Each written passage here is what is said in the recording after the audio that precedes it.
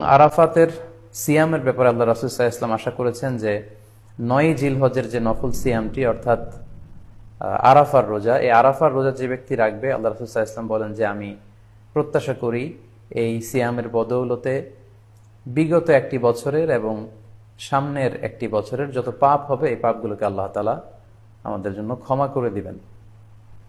এবং জিলহজের ৯ তারিখ ফজর থেকে কিন্তু আমাদেরকে ওয়াজিব তাকবীর পাঠ করতে হয়। আমরা জানি সেটা শুরু হয় আরাফার দিন ফজর থেকে। ৯ তারিখ ফজর থেকে শুরু করে ১৩ তারিখ আসর পর্যন্ত এই তাকবীরগুলো প্রত্যেক সালাতের পরে পড়া আমাদের জন্য আবশ্যক। আমরা যেন এই নফল আজকারগুলো, এই নফল তাকবীরগুলো যাতে আমরা বেশি বেশি করে দেই। এবং যারা কুরবানি করার জন্য ইচ্ছা পোষণ করেছেন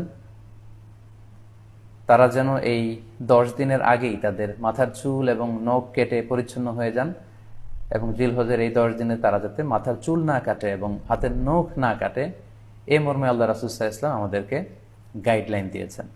সব মিলে আল্লাহ তাআলার কাছে এই ১০টি দিনের ইবাদত খুবই প্রিয়। এমনকি হাদিসে এসেছে, যেটা আমরা বললাম, যে জেহাদের চাইতেও বেশি প্রিয়। এজন্য এই সুবর্ণ সুযোগটুকুন যেন আমরা কখনো